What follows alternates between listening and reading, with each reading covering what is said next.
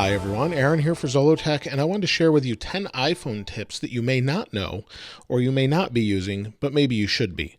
But let me show you the first one. The first one is signing a document. You can actually sign documents right here on the phone. It's built in. You don't need a special app or anything like that.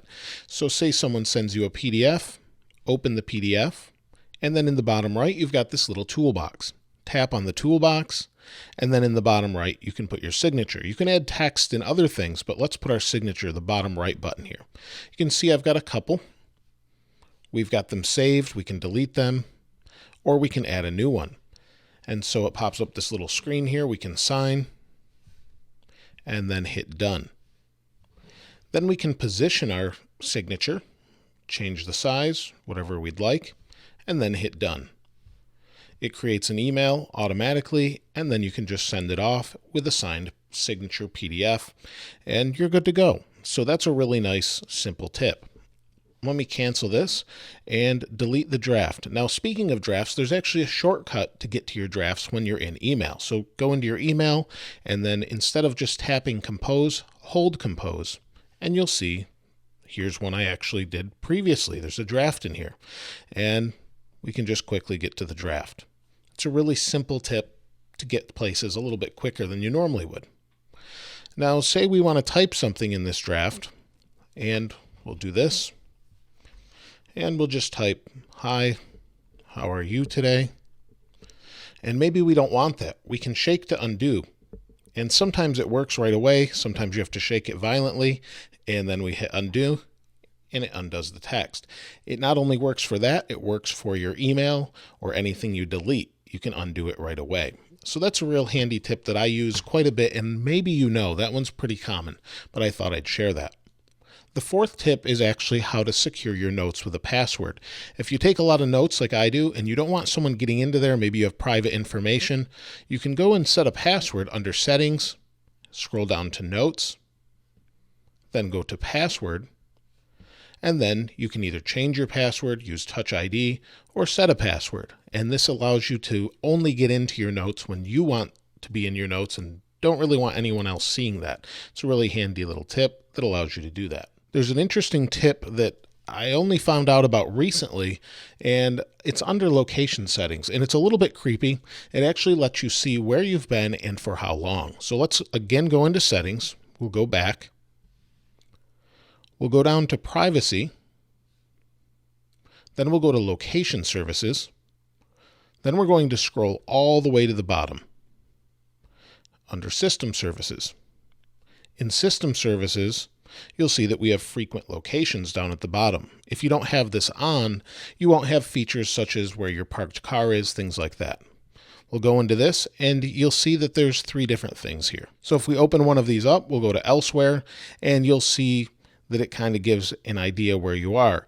Now, you may or may not know some of these landmarks, but it tells you what you have. It says 1 visit recorded since February 20th, 2017, and we can clear the history if we'd like, or just leave it alone, or turn it on or off if we do or don't want to use it. So it's a really nice little feature, but if you don't want it tracking you all the time, that's a good way to disable it as well. Now, a lot of you might get a lot of group message texts. I do with my family. And if you get a lot of texts from people and you want to leave that conversation or mute that conversation, you can do that a couple different ways. We'll go into Messages.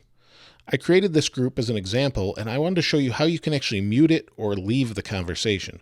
So if you hit the I in the upper right and scroll down to the bottom, you'll see that it actually says, "Do not disturb and leave this conversation." Had there been text messages in there, we could just simply leave. It will remove us from the conversation and will no longer be part of that. Or if we want to read what's in the conversation but not have our phone vibrate all throughout the day over and over, if you get 100 different text messages, just flip on Do Not Disturb and it will no longer do that. And then you can revisit that conversation when you have time. And it's a really handy tip if you're going to be in a lot of group messages like I am.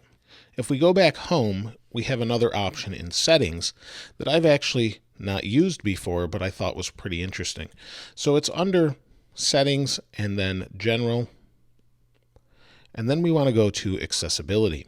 And one of the things that you don't probably see too often is the magnifier. And this is a way to actually magnify text. So you can use the device's camera to quickly magnify things. And when enabled, you just triple click the home button to start the magnifier. So if we flip that on, we'll go to here and then triple click. Now we've got a magnifier. So if I bring my keyboard over, you'll see that's greatly magnified. And there's the letter V. We've got a magnifier built in, and you'll see it's much smaller there. So just triple click and you can magnify, you can zoom in and out. And so just a really handy, simple way to have a magnifier built in if you're trying to see some small text or something along those lines. My 8th tip has to do with actually doing quick conversions and things like that. Most of the time I would just go to Safari, go to Google, and then look up, say, how many quarts are in a gallon. Well, we can do that simply through the search built into iOS. So if we pull down, go to search, we can say 1 gallon.